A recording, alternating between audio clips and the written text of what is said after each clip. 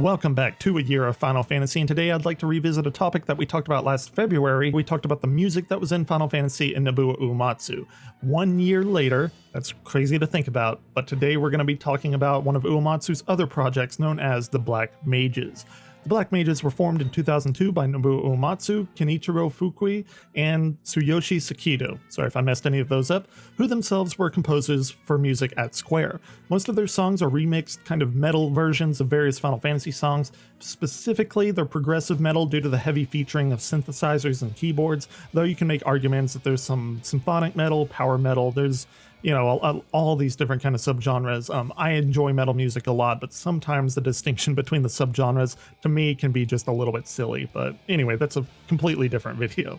The band's proper albums, of which there are 3, are numbered. They began releasing their albums on February 19th, 2003 by DigiCube, which was a subsidiary of Square, basically created to distribute Square products. Later, after the merge with Enix, Square Enix properly re-released that first album. The first album was simply titled The Black Mages, which contained various arrangements of battle themes, specifically only battle themes, from Final Fantasy 1 through 10, all the Final Fantasies that were out at the time, which is fitting seeing most of the Final Fantasy battle music is geared towards a more hard rock metal feel. Specifically, your mind probably jumps to Final Fantasy 7. That was like pure kind of rock metal. The first album actually reached number 43 on Japan's Oricon charts, which I learned those are similar to our kind of top Billboard charts here in America. The next album, entitled Black Mages 2, The Skies Above, is of course similar to their first outing. However, instead this time it contained other tracks from the games rather than just sticking to only battle themes. The album was released on December 22nd, 2004 by the Universal Music Group and contains 11 tracks.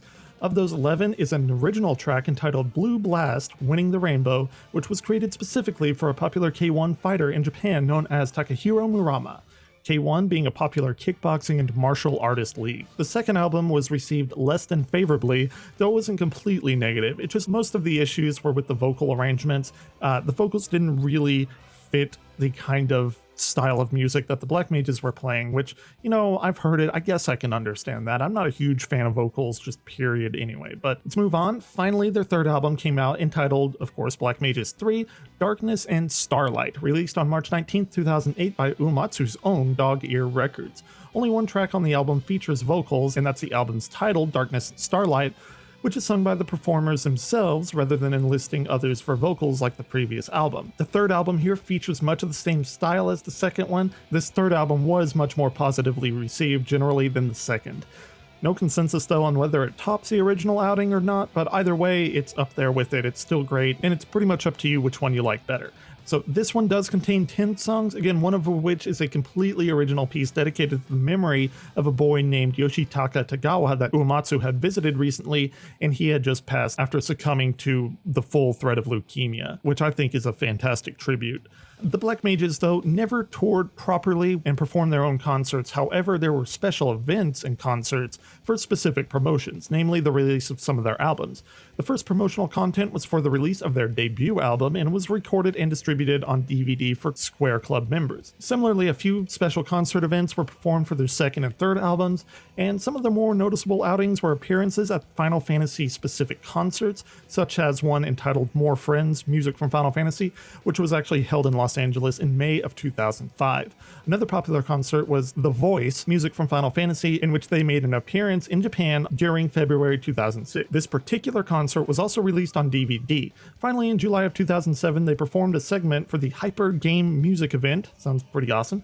Ending off their 6-hour musical, almost like a festival for how long it went on. However, their contributions did not make it to this official album release of that Hyper Gaming Music event concert for whatever reasons, probably licensing issues or something like that. Outside of albums and concert appearances, they have made contributions on other projects. First, in 2004, there was a game called Dark Chronicle, and they contributed one track to that. And my favorite feature of theirs is in Final Fantasy Advent Children, which we've done a video on. It's the Final Fantasy VII movie. The Black Mages contribution is the fantastically done One Winged Angel rendition, which I think is one of the best Final Fantasy songs of all time. Finally, they were featured on the Final Fantasy III soundtrack as the game was released on the DS. And honestly, that's Black Mages in a nutshell. In 2010, the band disbanded. The reason was that they, found it hard to figure out times to work together and rehearse, which is a pretty common downfall of any band.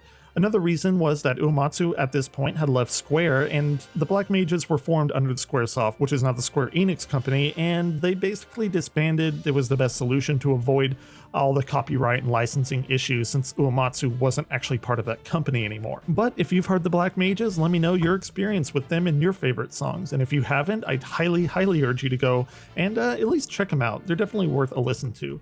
And I'll leave it there. Next time we got something a little bit weird. But until then, Crystal Warriors, keep on gaming.